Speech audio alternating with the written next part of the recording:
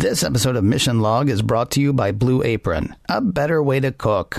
Check out this week's menu and get $30 off your first meal with free shipping by going to blueapron.com/missionlog. This episode is also brought to you by Eagle Moss and the official Star Trek Discovery Starships collection. Reserve the USS Shenzhou today for only $9.95 by visiting eaglemoss.com/discovery starships. Mission Log, a Roddenberry Star Trek podcast. Episode 251, The Pegasus.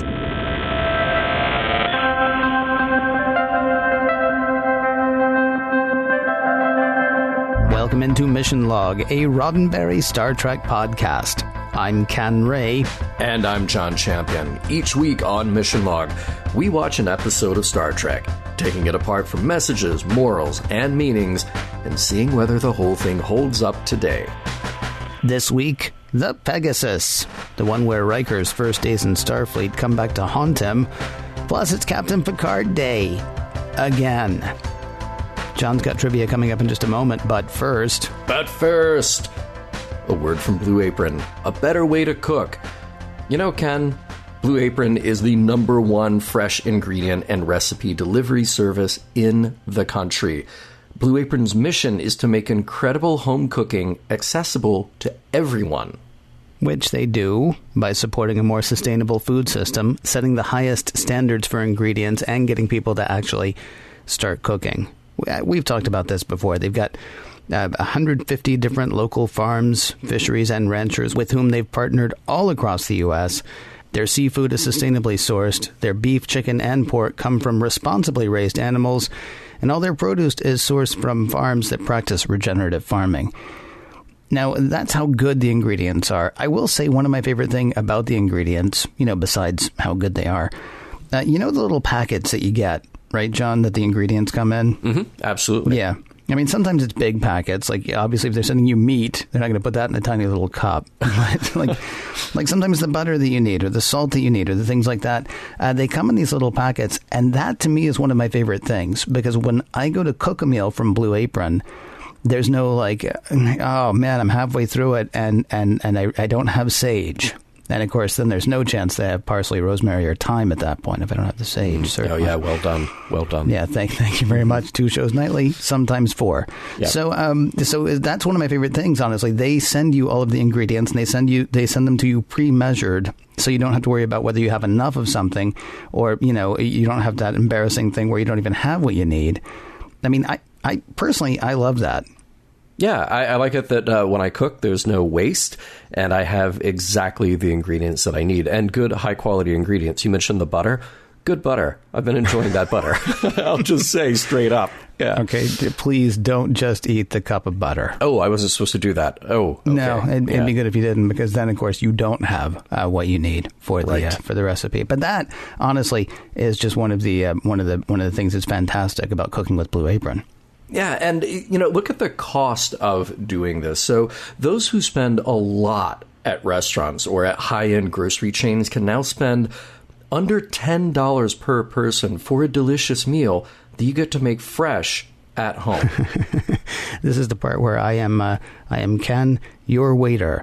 Let me tell you, John, some of the meals that you might be enjoying with Blue Apron. This is the part where I sort of mentally picture it, and I get very excited about this. So I think people probably look forward to this part of the show as much as any part of the show, just to hear the nummy noises you're going to make. Okay, all right, lay it on me. Here's some of what you could enjoy.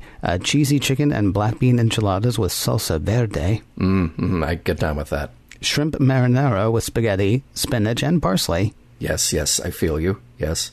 Okay, here's the one, I think, because I know about your Southern heritage. Maple gravy smothered pork chops with stewed collard greens and sweet potatoes.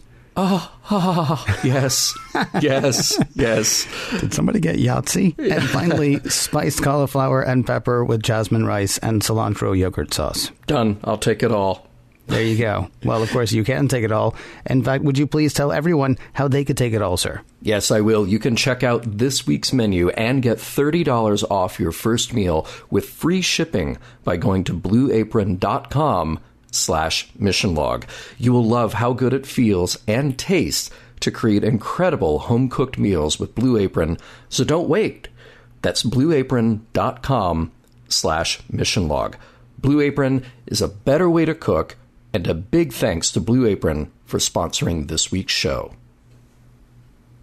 You got a little drool, like right there. Oh, right there. Oh, tell you what. No, right yeah, there. you take care of that. I'm going to tell people how to get in touch with us.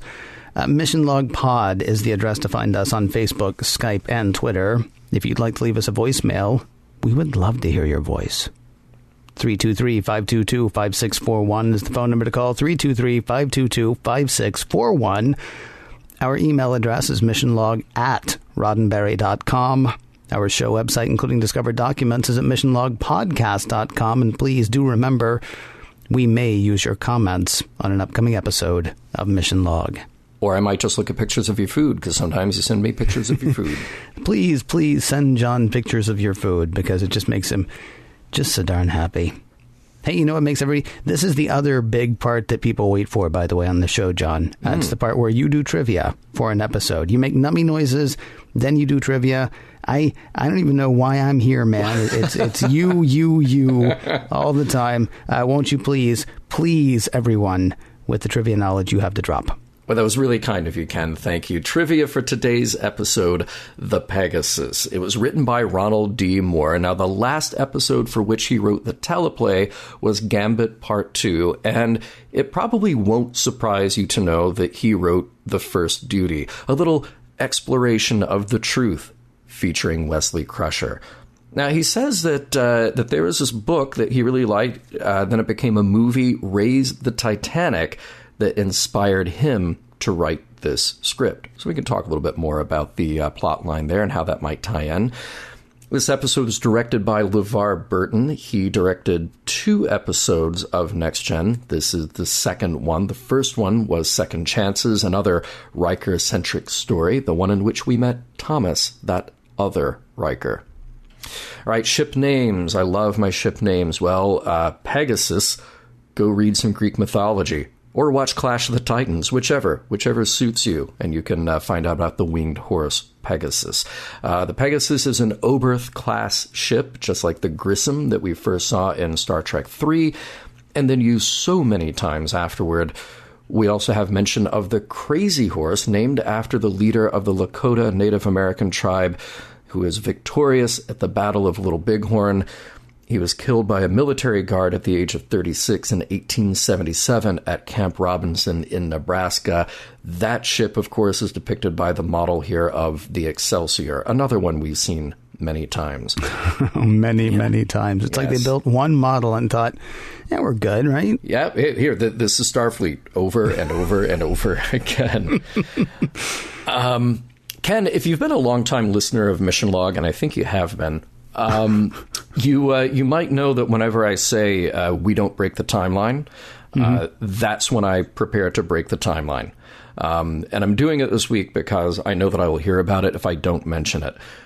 This episode, The Pegasus, the plot line of this is actually used in the final episode of Enterprise called These Are the Voyages.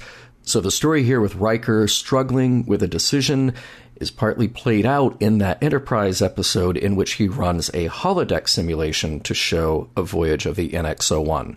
So there you go. Big tie-in in the production history of Star Trek. Oh, man, you're blowing my mind right now. Because I was going to say, this actually, you're not breaking the timeline because Enterprise, of course, happened before. Yeah, right. But if Riker is running a holodeck simulation, then that would come after this. So you have, in fact, broken the timeline. Well, it would come during, like, here's the thing. You could actually take that episode of Enterprise, you could just stop watching the Pegasus right in the middle, pop in that episode, and then come back to the Pegasus and finish that out. You go, okay, now I see how he made his decision. Okay. Yeah. Yeah. I'll apparently I'll have to watch that someday. Yeah, maybe. Give it a decade. All right. But look, I got some other tie-ins for you, too. Okay. Right. So you remember that time that Geordi and Ensign Ro thought they were dead? Yes. Okay, it was all because of a Romulan phase inverter, the thing that would allow them to pass through matter.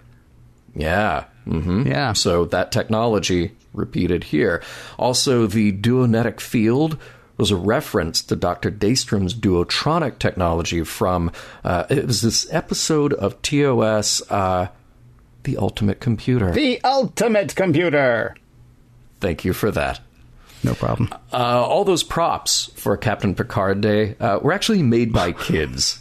Awesome. Yeah. You know, I wondered about that, honestly, because the coloring was kid-level coloring. Right. You know, because when you have an adult try to color the way a kid colors, it never looks like a kid coloring. It always looks like an adult trying to color like a kid. Right. And honestly, the just I have no idea how many markers they went through to make that paper Captain Picard, but that just felt like a little kid's work. Way to go. Yeah. Super duper. Yeah, it's really good. So the prop master recruited kids from a couple of schools, and then he had his own children make some too. So it was all these genuine, real-life elementary school-age kids who made all that we saw on the table. Very cool. Yeah. We have 3 guest stars to talk about. We have Nancy Vaughter as Admiral Blackwell. Her biggest claim to fame was appearing as a recurring character on LA Law, but that's about it, except for a couple of other guest roles in her professional on-camera career, and this episode of Next Gen is her final credit.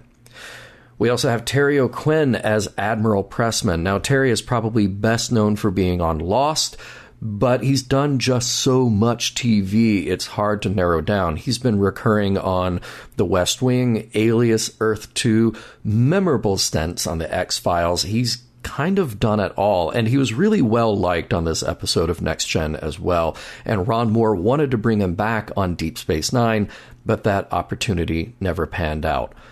And finally, we have Michael Mack as the Romulan Cyril. Michael had a handful of smaller credits as an actor in the 80s, then found himself living in Washington, D.C. without that many prospects and desperately wanting to move to Los Angeles. Now, a professor at Maryland University suggested that he submit a script into a competition. Then, if he did well, contact the offices of Next Gen, where they had an open submission policy. He did, and he got in touch with Jerry Taylor, who brought him in as an intern in the writer's room, and he immediately said that he wanted to act. And they gave him the chance to audition.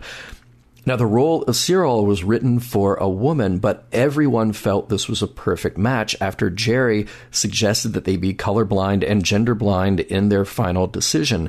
This made Michael the first African-American to play a Romulan, and it also makes him the first writing intern to land a role on the show. Now, since then, he has made numerous TV appearances, and we will see him one more time in a brief role in Star Trek Generations.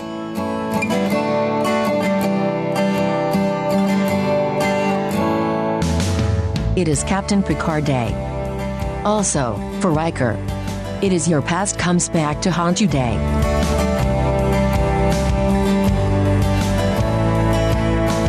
Prologue.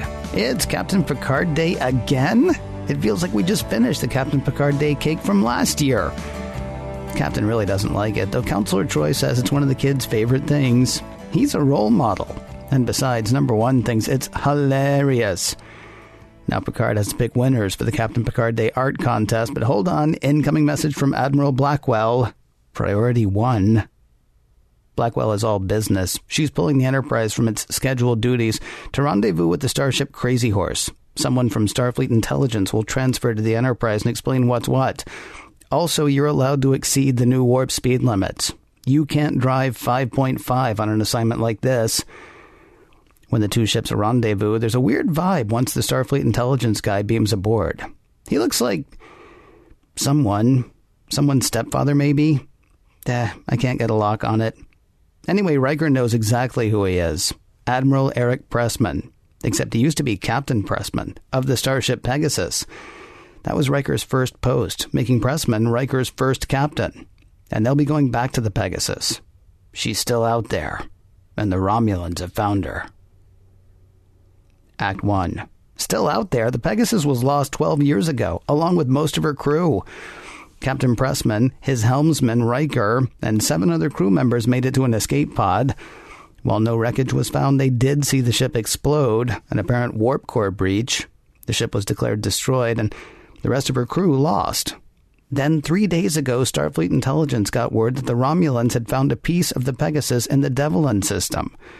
Now they're trying to find the rest. Pressman says the Pegasus was a prototype ship with lots of technology the Romulans would love to grab. Now the Enterprise has to find it first, retrieve it if possible, destroy it if necessary. All of this seems to make Riker uncomfortable, but, orders. The Devlin system seems sort of like an asteroid field. Almost as soon as the Enterprise arrives, a Romulan warbird decloaks dead ahead. It powers up weapons, then Commander Cyril of the Romulan vessel Terex hails the Enterprise. "Hey, Enterprise, what are you doing here?" "Hey, I know, right? What are you doing here?" "Studying gaseous anomalies. You?" "Oh, wow, same thing. Want to study together?" "No." "Bye."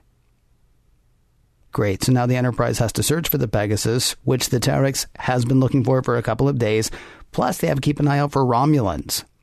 Well, nothing to it but to do it. Let's get started. Later in 10 Forward, Pressman and Riker are making small talk, though Riker's heart's not really in it. "Do you really think we're going to find the Pegasus again? And what about the experiment? Do you think we're going to find that too?" Pressman answers with a non-committal, "Maybe." Riker and Pressman both say they think about that last day a lot, but they seem to do so differently. Riker wonders whether they did the right thing, whether they went about it the right way. Pressman says they did, and they may be able to finish what they started, if the experiment is still there. This seems to horrify Riker. "You want to try again?" Pressman says yes, and so does Admiral Rayner, head of Starfleet Security. Seriously, though, no one else can know about this, not even Captain Picard. Those are Rayner's orders. Relax, though. It'll be fine. There will be no one to stop them this time. Act 2. Small talk between Pressman and Picard this time, talking about what a guy Will Riker is. Pressman is amazed that Picard chose Riker as his first officer without ever having met him. But Picard says he was impressed with something that happened on Altair 3, when Riker was first officer of the Hood. Riker refused to let his captain beam down to a crisis situation, risk court-martial to stop him. And that's when Picard knew he'd found his guy. He wanted someone who would stand up to him, who would be more concerned with the safety of the ship and accomplishing the mission than with how it might look on his record. Pressman's view is polar opposite. He thinks officers need to trust their captains, need to follow orders without question, or lives may be lost. Sorry, I'm a bit testy. This mission has brought up some old ghosts for me, says Pressman. Yeah, says Picard about that. The record of your final hours of the Pegasus is kind of vague. Can you tell me more? Nope. But I can tell you this. 12 years ago, Will Riker was exactly the trust your captain, follow his orders kind of officer I needed. Without his loyalty, no one would have survived.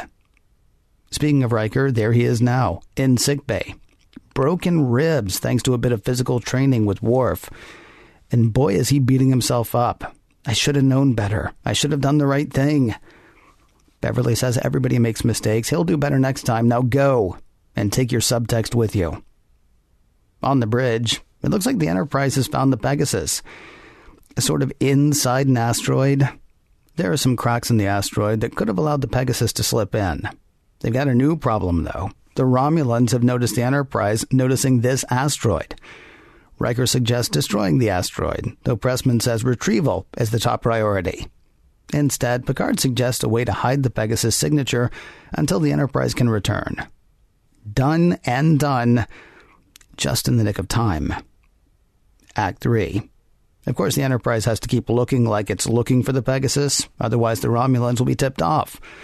They'll come back here at 0800 hours to look for the Pegasus again. Time now for some less than small talk between Pressman and Riker.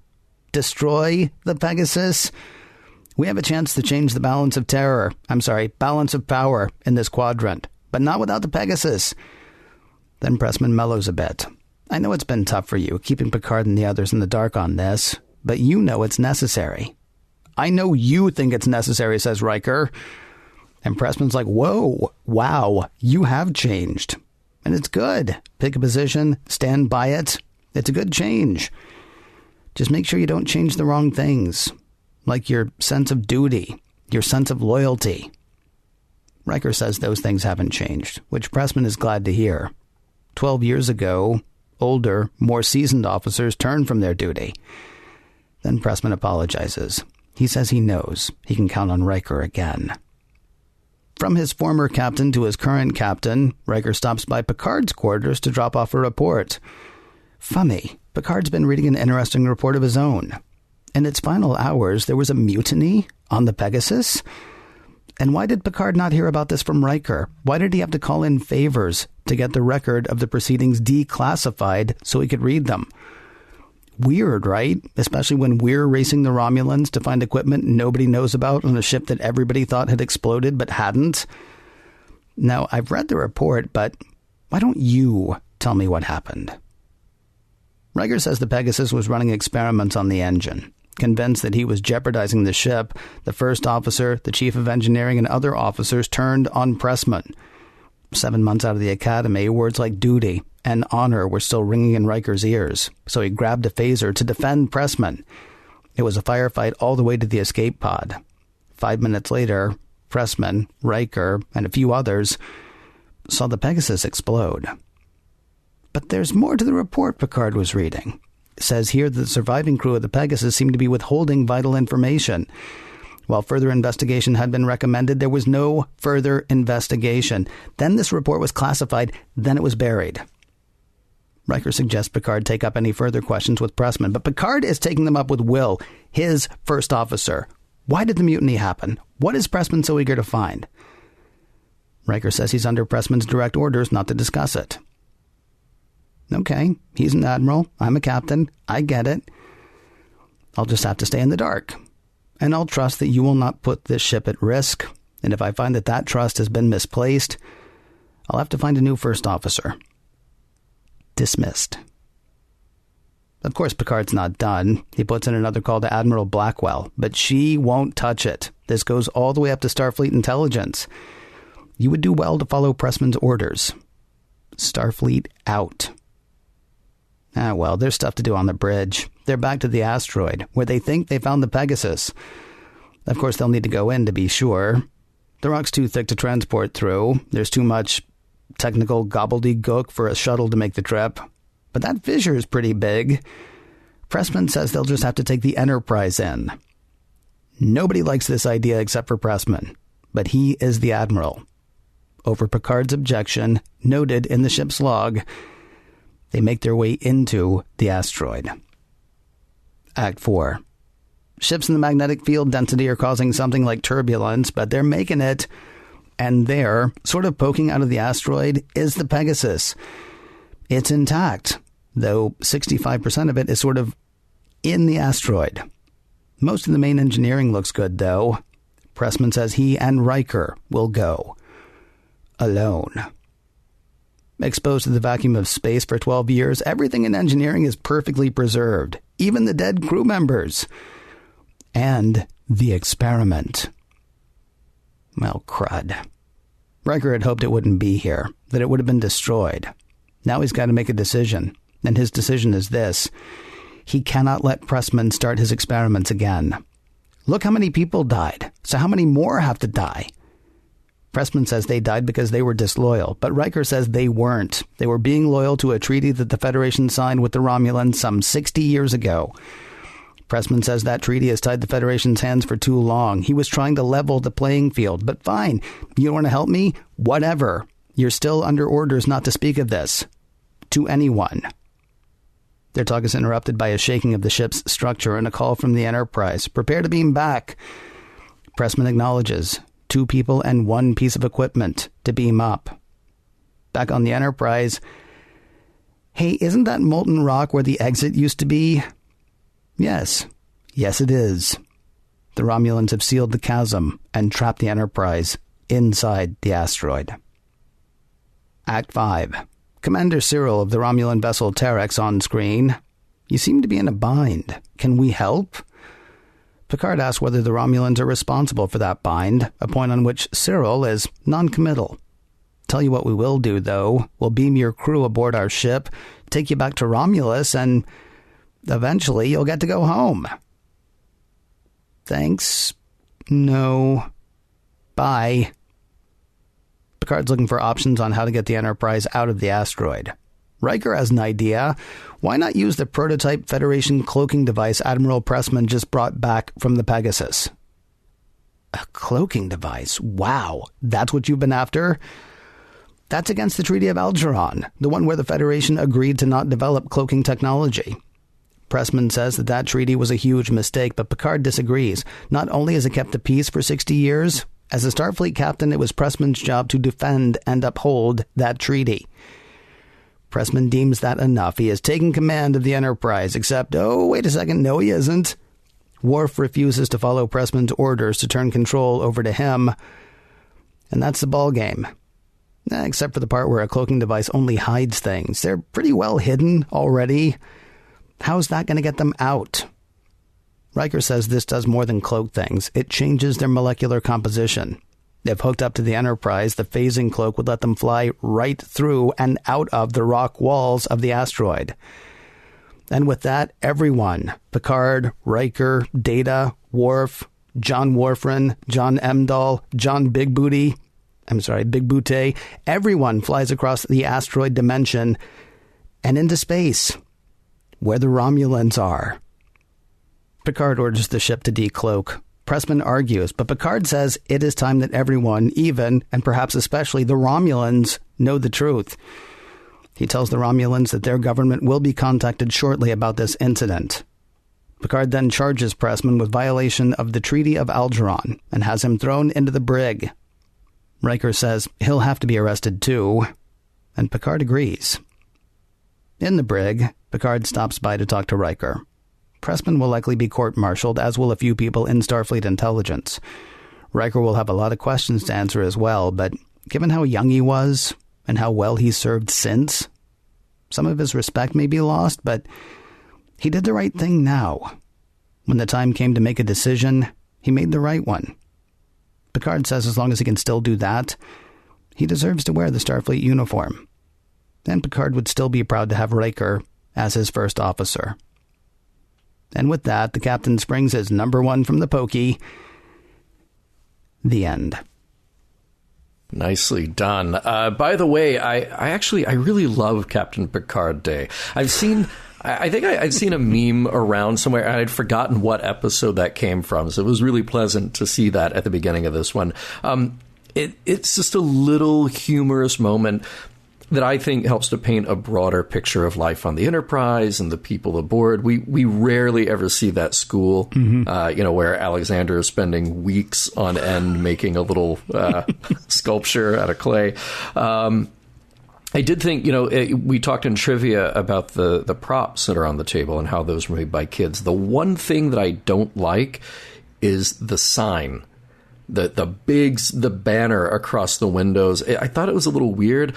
I don't understand why it looks like it was pulled from a burning house. I just don't get that. I did not notice that. I'll have to go back and check that out. It looks singed and like there's soot all over the edges. Yeah. I will say I did like when he was talking to Admiral Blackwell and he's like, I'm a role model. Right. I'm sure you are. Click. It's very cute. Yeah. What I can't believe, though, is they seriously make Captain Picard choose a winner. A winner. Oh, a winner. Yeah. I mean, look, yeah. I understand why we don't always want to give participation trophies. Mm-hmm. But, I mean, if the whole point of Captain Picard Day is all the kids love you, all the kids look up to you, if then your response is, well, that's very nice, but some of them I love more than others, and let me give an award to the ones I do. Seriously? Because he gave it to a 7-year-old, which I'm sorry can't have been as good as something made by a 12-year-old or a 13-year-old, right? I mean, I find it hard to believe that a 7-year-old made the best, artistic whatever, unless you're going to take into account, age and ability, in which case, how are you choosing first place, second place? How about maybe Captain Picard sits at his desk for a day and makes ribbons for everybody and gives those to them? See, he can make stuff for them, too, which I'm sure he has all the time in the world for. That said... won't happen at all. Yeah, I'm thinking of making one of those paper Picards for my wall. Good call. I'm going to need some crappy markers that'll run out halfway through. But I will keep, those lines. I will keep those lines there. Good. Yeah. Good. I like that. It's a good plan. I'm just going to say that whatever those kids are making, whether it's the 7-year-old or the 12-year-old, it'll be better than whatever Alexander makes. Oh, stop. You don't know. Oh. You don't know. He might have made something really... He might actually be angry because he can't believe the 7-year-old won over him. Yeah, or Alexander's still making it. He's still trying to make it out of clay. That's true. What is it? The perfect is the enemy of the good, and that's why he has never once participated in the Captain Picard Day art extravaganza, because it's never completely right. And if Worf has taught him anything, there's no room for 9th place. We should stop picking on Alexander. I feel so bad for this kid. Yeah.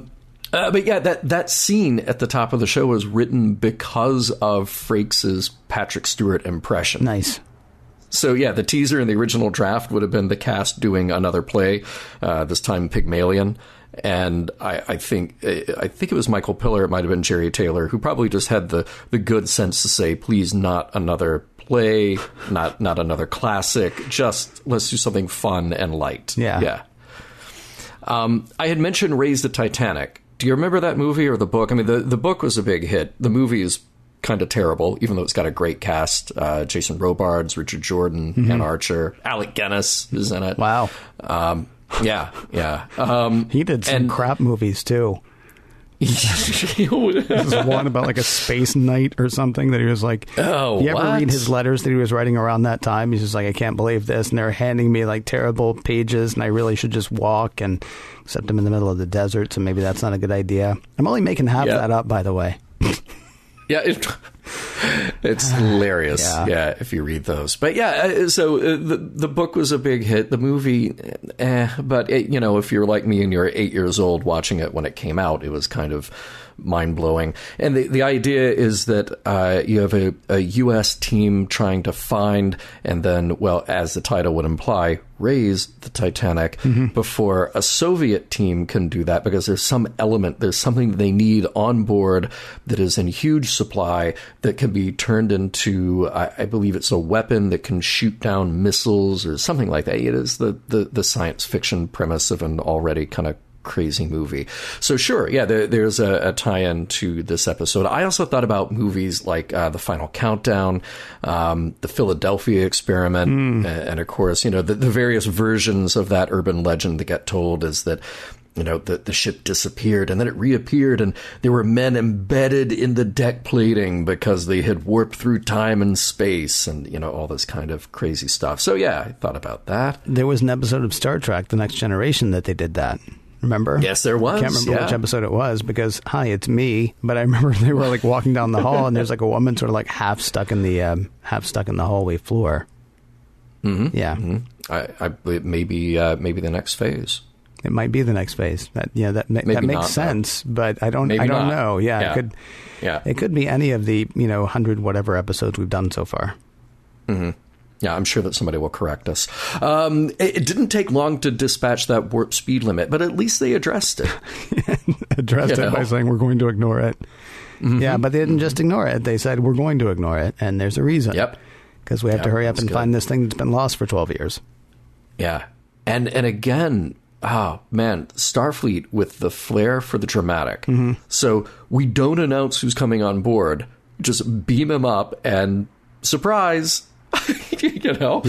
Yeah.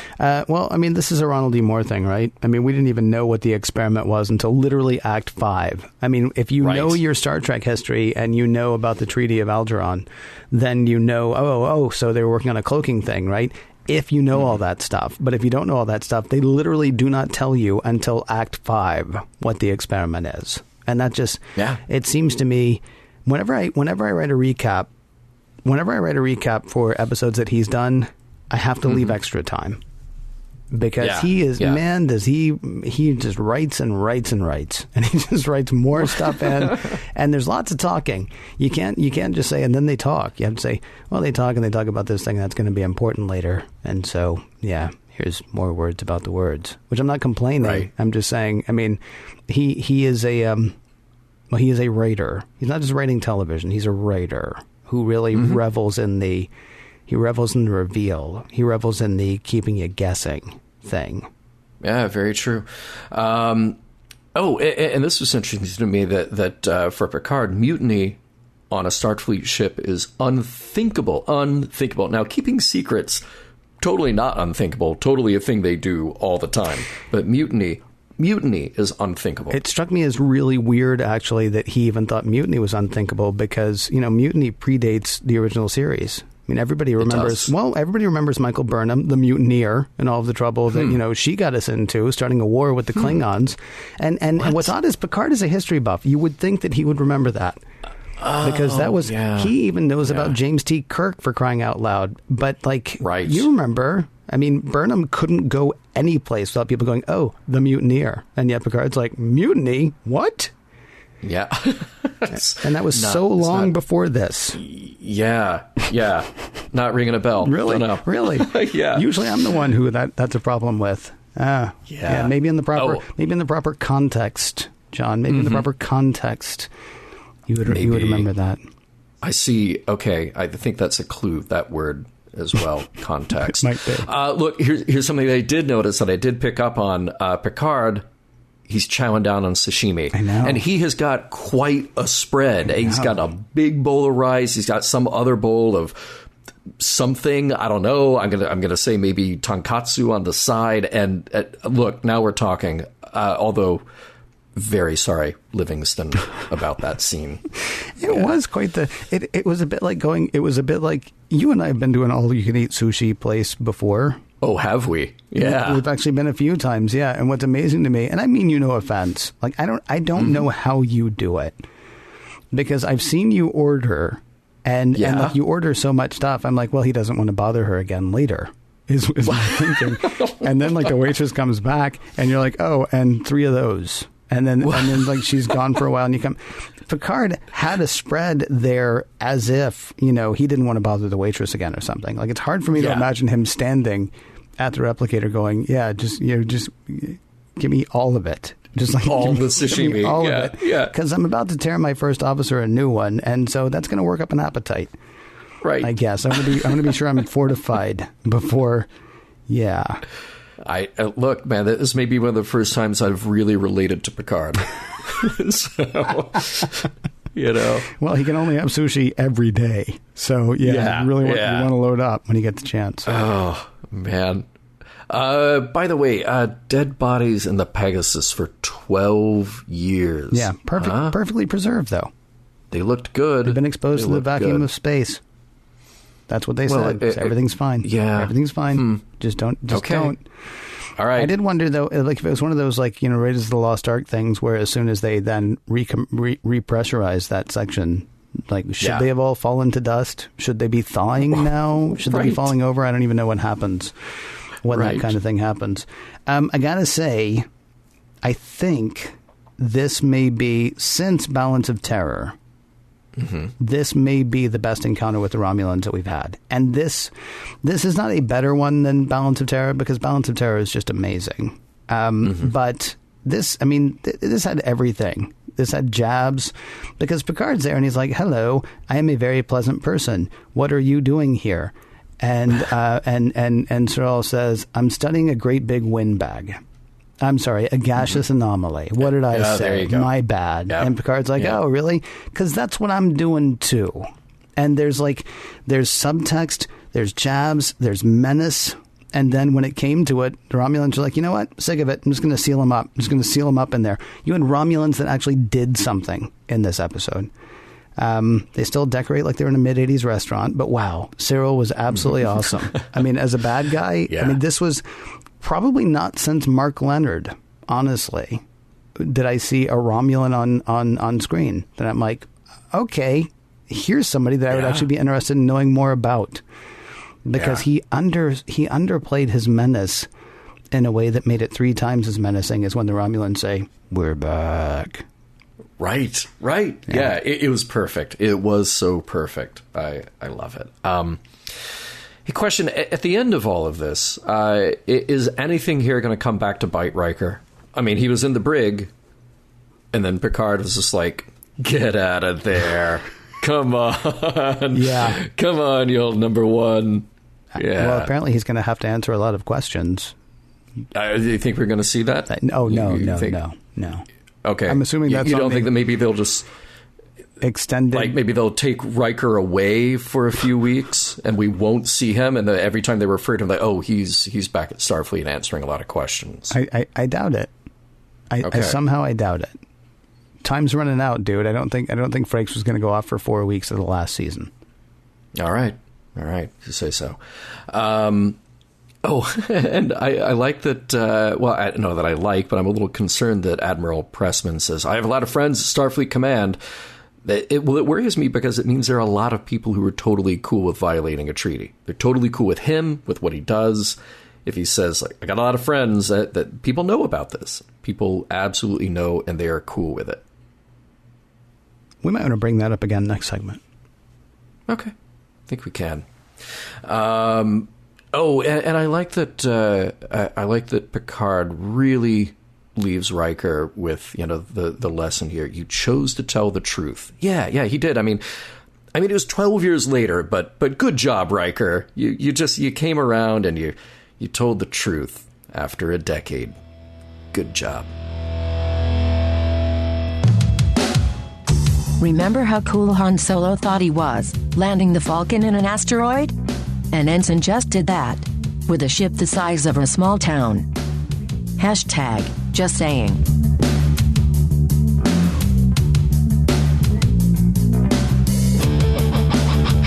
We will continue with the flight of the Pegasus in just a moment, but first, a whole new flight thing to tell you about. This is really exciting. It is. So you've heard us wax poetic about our excitement for the official Star Trek Starships collection from Eagle Moss, our good friends over there.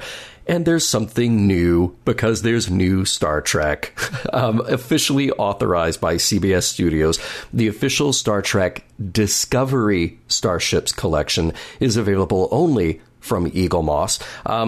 Here's the deal. This special collection features brand new ship concepts and designs from Star Trek Discovery, and each one has gone through extensive reference study and has been reproduced under the supervision of Star Trek expert Ben Robinson for accuracy and detail. Now, a lot of people love the tiny little starships. You can get 100 of them on a table, right? These are not the tiny little starships, though. This is kind of exciting. I love the tiny little starships, don't get me wrong. But I'm a fan of the larger ships, the XL, they sometimes call them. About 8.5 inches, depending on which one you're talking about. Today, we are talking about the Shenzhou, NCC 1227. This is the larger size, almost 8 inches. From the front of the saucer to the rear of the nacelles. This is the one commanded by Captain Giorgio, and will not say anything about how that command went for people who haven't watched Discovery for whatever reason. I will say, though, this is our first ship in Discovery, and so it makes perfect sense that this would be the first one that they would tackle from Discovery as well. Each ship comes with a stand, as they tend to do, because you don't want your ship just, laying there on the table. Additionally, it comes with one of those awesome magazines that I love so much, talking about how, the ship was made, how the ship was designed, and then, of course, giving you some in-universe information as well. And it's worth noting that these are coming in limited quantities starting in early 2018. So right now, is the time to guarantee your subscription by reserving your first ship, the USS Shenzhou, for only $9.95 with free shipping. That ship itself will be sent to you on or before January 31st, 2018. New models will then ship monthly and be delivered directly to your door. Subscribers also enjoy an exclusive 20% discount on every starship in the series, along with free shipping. And as is true to the way Eagle Moss does things, you may cancel your subscription at any time. For details on the entire collection and to reserve your place among the first to subscribe, visit eaglemoss.com/discovery starships. That address again is eaglemoss.com/discovery starships. And a huge thanks to Eagle Moss for sponsoring this week's show. I have a lot of friends at Starfleet Command. This worries me, said John Champion, because it means there are a lot of people who are totally cool with violating a treaty. Do you think there are a lot of people who are totally cool with violating a treaty, or do you think there are a lot of people who are just hands-off when it comes to Starfleet intelligence?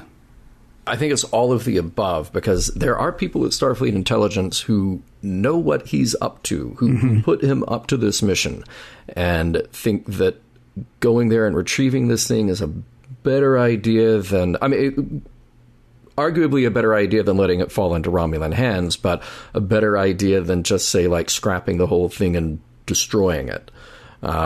So yeah, I'm a little concerned about this because it means that this. I hate to sound too conspiratorial, but it runs deep, you know.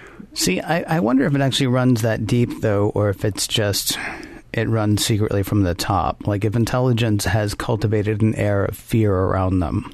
Like if I asked you if Blackwell knew what they were up to, do you think Blackwell did know what they were up to, or do you think Blackwell was just like, that's some spook stuff, spook in the in the way that people talk about the CIA and MI6. I mean, that's just like some serious spook stuff, and so they don't. She's not going to cross that. This is coming from Starfleet Intelligence. We don't play with Starfleet Intelligence. I would suggest you keep your eyes forward, your head down, and do what they say. Well, see, that's my worry, though, is because, would I think that she actually knows the details of this? The trouble is now that once it's been introduced, you can't help but be suspicious of everybody. That's the problem with this kind of thing. And let's even say that she's not, and let's say that a handful of other admirals or people in the upper echelons of the structure of Starfleet don't know. There are enough who do, who have the ability to push around and give orders to people who don't. You could have had the admiral come on board and not deal with Riker, but grab 20 other people who have no idea what that piece of equipment is. Don't take Geordi, don't take Data, and don't take, I'm going to even say Barclay.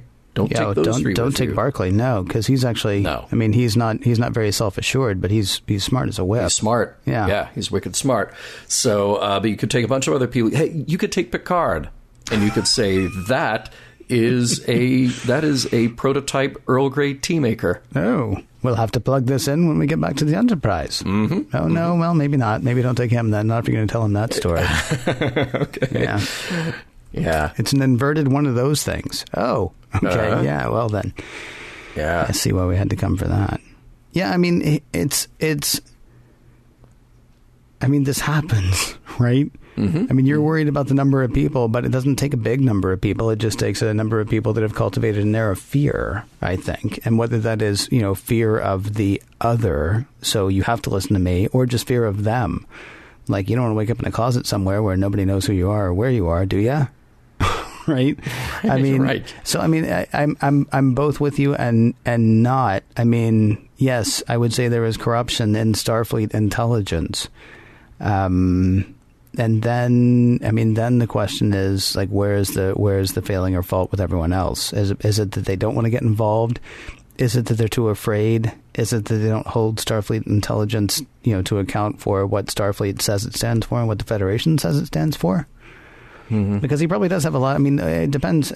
When he says he has a lot of friends, I mean, he's assuming that they're not just his friends because he's an admiral in Starfleet Intelligence.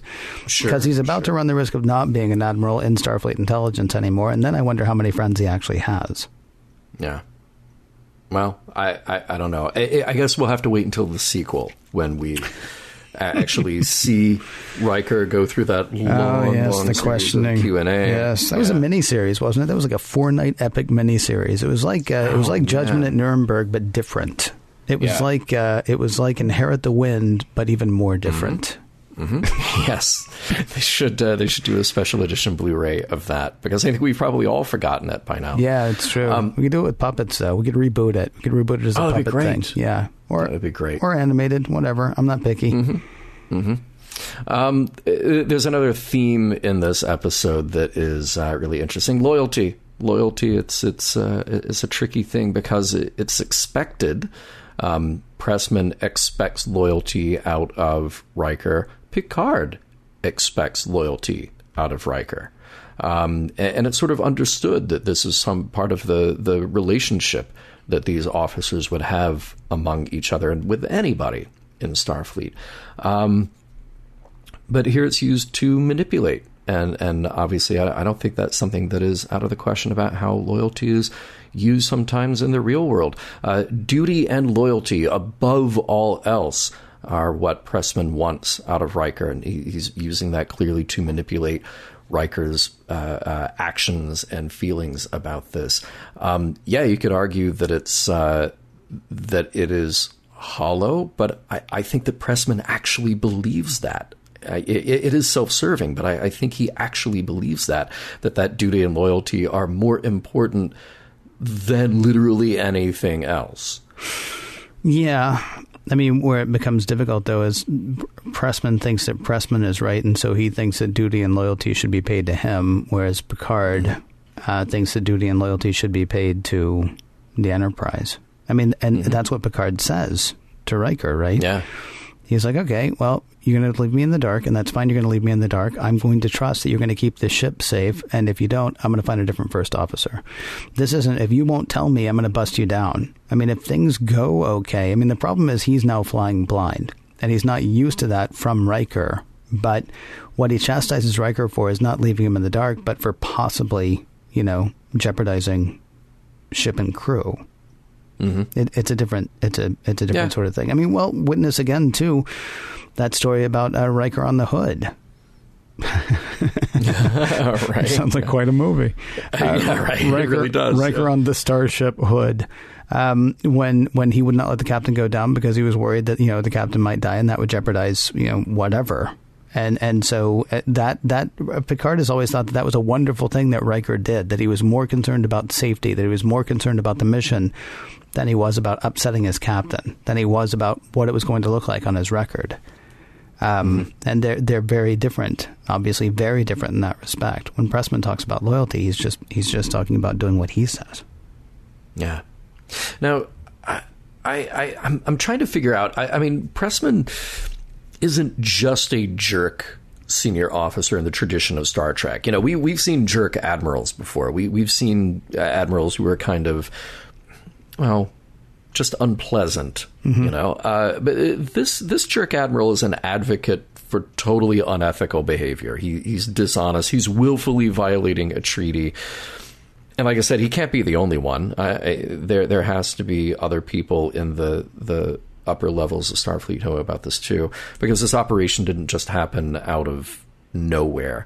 I guess what's so interesting and weird about this episode is that what usually happens on Star Trek is that someone does something questionable, but then if they're right, we say it's okay. This is sort of what happens with Riker at the end of this. There's something questionable. He's sort of, he's really being pulled in two directions, but then he's right ultimately in the end, so it's going to be okay for Riker. Mm-hmm. That's why we're not going to have the 4-part miniseries of Riker answering long questions at an inquiry.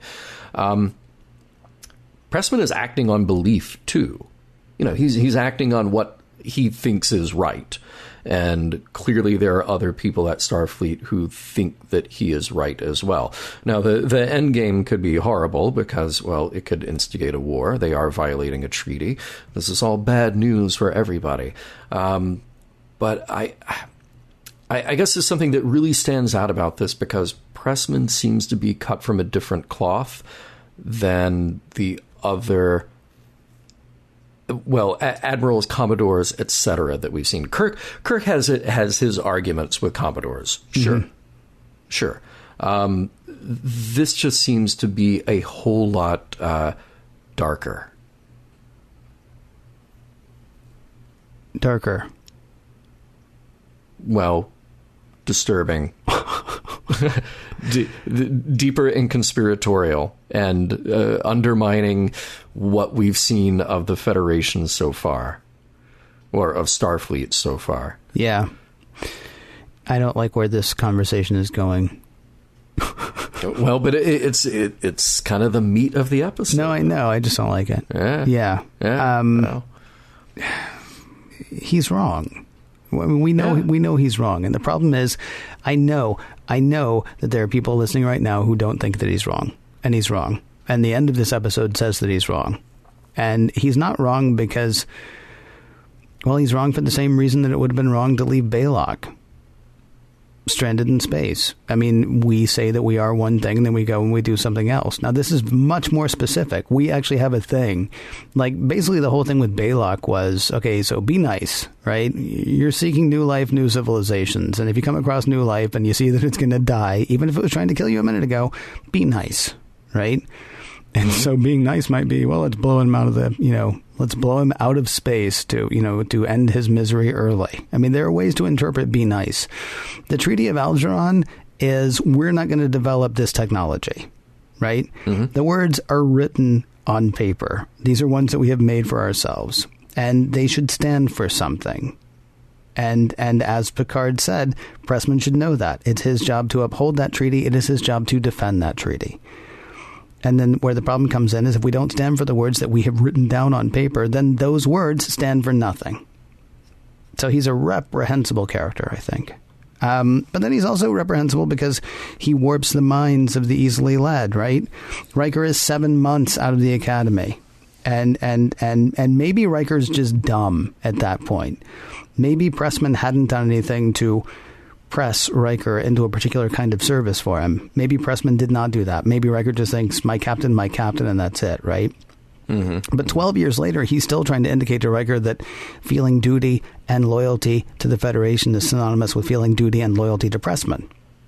And the implication there would seem to be that if you question that loyalty, if you question those motives, questioning those actions, that's disloyalty at that point. And it's wrong for him to do that. Yeah. So, I mean, to side with a person over and against a set of ideals that are mutually agreed upon, that are moral ideals that are written on paper that we've lived by for however many decades, ideas and ideals that call upon us to be our best, to say, well, follow me because, yeah, those things are cute. But, I mean, we're into something real now. Those words are real as long as we treat those words as real. And to say to people, okay, well, just ignore that for a minute, though, because we've actually got something important to do, that's wrong. And to do that to a kid, which Riker was for all intents and purposes, that's a special kind of wrong. And in the real world, it has a habit of happening over and over again. Yeah. Let me propose a question here. Okay. Are they, by they... I mean, the crew of the Enterprise under the direction of Captain Picard, are they justified in using a piece of illegal equipment to escape then? Yes. Okay. All right. Next question. All right. There's the caller there. I'm glad you waited. Yeah. Yes, yeah. I think so. I mean, I don't know. That is a tough question. I know I'm saying yes. Look, I mean, they get out of it. They make it okay at the end. I think Picard's decision at the end to reveal it is the right decision. But now, news travels fast. Not only does everybody in the Romulan Empire know about it, now everybody in the Federation is going to know about it too. Well, that's great. You got 1,000 people on board who are going to make sure that, hey, you're never going to believe this. We flew out of a rock. They're with their Twitters, they're with their Instagrams, they're with their face hollow things. Yeah, they're totally going to tell everybody. Although I did wonder, like you and I are down there peeling potatoes. Do you think we're like, whoa, that felt weird? Did you? Yeah, right. What was that? Right. Did you feel anything? Exactly. Again, no consultation. I think we moved like 4 meters, and that's it. But they were a tough 4 meters.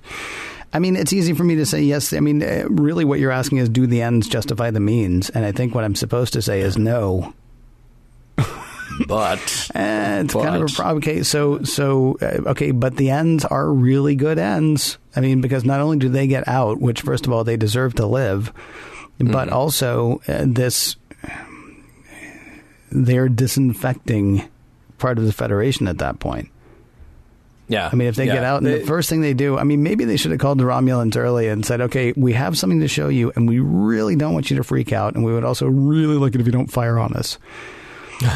But watch this. Yeah, call your high command, let them know stuff's about to get real, but we're trying to keep it unreal. So just, hold tight if you would. I don't know. What do you think? Is it? I know what I got it. So they fly out. They keep going. A day goes by. A week goes by, a month goes by. The Enterprise is just so far away at this point, still under cloak. They destroy the cloaking device. They just get rid of it, pretend like it never existed. And then that Romulan ship is still sitting there in that asteroid field waiting for the Enterprise to come out. Picard calls up Sirral. It's just like, hey, we're way over here. What are you still doing there? We're way over. What's going on here? And Sirral can be like, but you were trapped inside. Trapped inside what? What do you mean? We weren't trapped inside anything. We were having a conversation. You disappeared at one point, and we didn't think you were coming back, so we're gone. Problem solved. Just pretend like it never happened. Just erase all records of all of that. And then 12 years later, you admit to it, and everybody's like, well, you finally fessed up. So, way to go, Admiral Picard. How about some of that wine?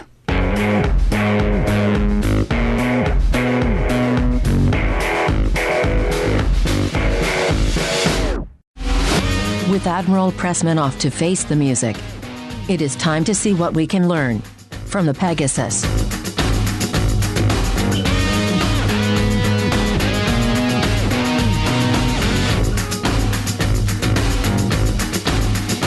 The Pegasus. That's the episode we're talking about now, and what we're talking about right this moment is are the messages, morals, and meanings of the episode, and also figuring out whether for us this episode stands the test of time. Mr. Champion, the Pegasus. Does this episode hold up as far as you're concerned? You know, it's funny, for the last 250 episodes of Mission Log, I kind of approached this section like an essay. You know, what am I going to say? How are we going to summarize this? How are we going to make a case for it, whether it's positive or negative? How do we put it into context? And this could be really short. It holds up. It is well produced. It is well acted. It keeps your interest. The scenes with Picard and Riker are fantastic. The scenes between Picard and Sirral are amazing. They're just so good. And there's something... You've got drama and action, but you've got something meaty to chew on here. Even if it's something challenging that we may not come up with, just a really solid final statement on this, although I think we will. I think we're going to have good messages here. They play in this sort of ethical gray area and let you kind of go along Riker's journey until you realize what it is that Riker needs to do here. Although I don't think really we ever doubted Riker's dedication to the truth. But it is nice to sort of go along that journey with him. We know Riker's a stand-up guy. We just didn't know about Riker 12 years ago being a stand-up guy. It's really well done. It's a well-made episode, and that's nice to see in this season. How about you? Yeah, I would actually say I would have to do special mention, because you're right, the scenes between Picard and Sirral are good. The scenes between Picard and Riker are good. I would have to give special mention, I think, to Jonathan Frakes, because he is a different person when he is dealing with Pressman than he is when he's dealing with Picard. And when he goes back into Picard and he won't talk to him, he can't talk to him. He is a different person in that scene as well. And not like completely different. I mean, we're not talking about Sybil, for crying out loud, but he's got a different bearing than he normally does. And that's good acting. And I have to say, probably good direction on the part of LeVar Burton. I don't know if he got to choose this script or if he got incredibly lucky, but I mean, there's a tremendous, even, is it O'Leary? Is that his name? I apologize. I can't remember. Terry O'Quinn? O'Quinn. I'm sorry. Yeah. O'Quinn, I didn't watch a lot of Lost. Generally speaking, when O'Quinn shows up, he's kind of one note, but it's a good note. You know, I mean, when he is cast properly, it's just, he's great. And so in this episode, I mean, he's cast perfectly for this character. You had scary Romulans because they weren't really trying to be scary. They were just scary. They know they're scary. They're Romulans. So I'm not going to try to scare you. I'm just going to be here and be menacing. And that was honestly probably the scariest dealings with the Romulans since, like I said earlier, since the Balance of Terror. which I think I've mentioned like 9 times now. For people who don't remember, that's the original series episode where it's basically a submarine, it's basically a submarine battle. Mark Leonard, first time we ever saw him, played the Romulan commander. And yes, it was a big battle. And if you haven't seen that one, you really should. I think it was one of our 10 essentials, wasn't it? Yeah. So I think it was. Yeah. So yeah, I mean, in all the ways that you were talking about, this episode, I think absolutely holds up. Surprisingly strong for season 7, and I'm sorry to say it that way, but wow, surprisingly strong for season 7. So yes, and it also comes packed with message. John, tell me some of the ones that you saw. Yeah. Well, let's see. I mean, there might be some sort of negative message here, for one thing, that we're at our most inventive and creative when we're paranoid and preparing for war. You've got Starfleet apparently cooking up this really advanced cloaking device that lets you fly through rocks, and we're really intent on getting that piece of technology as well. So, yay for invention. Sorry, it's driven by this paranoid fear and direct violation of a treaty and the principle behind the treaty. So that's unfortunate. But the very good message here, the obvious one, is that honesty is the best policy here. There's Riker's dedication to the truth, and he is one to be admired for his change in this episode, his dedication to that truth. But there's Picard's exposure of the truth to the Romulans. I mean, look, once the truth is known, everybody's on the same page. You kind of get to start over again. And that's nice to see here. Anything else you think in here lurking as a message? Well, I mean, sort of along the same lines of honesty is the best policy, there's also sunlight is the best disinfectant. I mean, I know you were joking about what they do is they turn on the cloaking device and they just fly away for like a week, and then they come back and they're like, "Oh, what are you doing there?" I love the fact that Picard was like, "Yes, decloak right in front of that other ship," because this stops and this stops now. And the other message certainly is, I don't care how many pips he has. I don't care what his badge looks like exactly. Loyalty to an individual and loyalty to an organization are separable. And just because somebody has attained a higher rank in that organization than you have, if they're doing something that is actually against that organization, if they're doing something that's actually against the words that are written down for that organization, and if they're belittling people who are doing things that actually live to those words, that's I'm going to go with that's wrong. I'm going to go with this indicated that is wrong. Now I think I'm going to. That's a nice strong position for you to take. Yes. Well, I might change my mind in 5 minutes. It depends. If somebody, if Rod calls, I might fold like a cheap tent. There's one thing I will say really quickly, though. I disagree with you about sort of Starfleet being after this. I still think you're talking about a few individuals. I think there have been things that various governments have done in the past that if everybody in their government knew that that was a thing that was being done, there would be an uproar.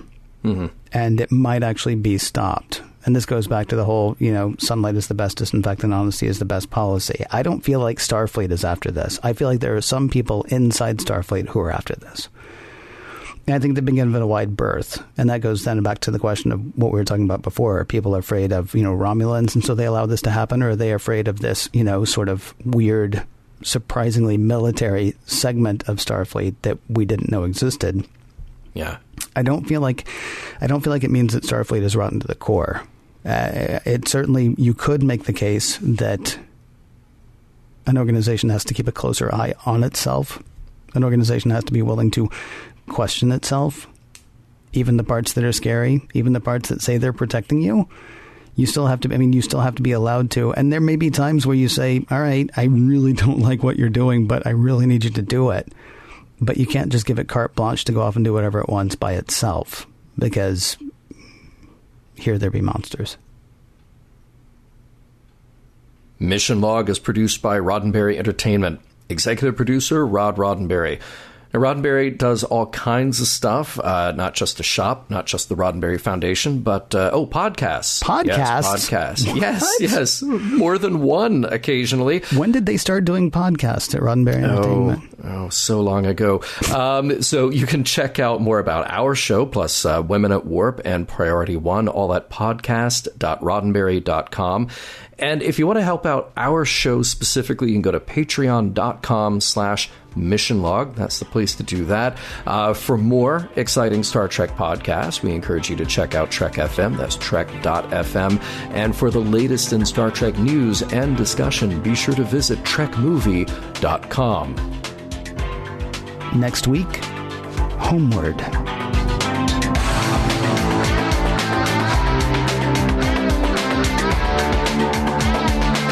Some of the music for Mission Log provided by Warp 11, online at warp11.com, and from the album Messages by Key Theory, free to download at kitheory.com.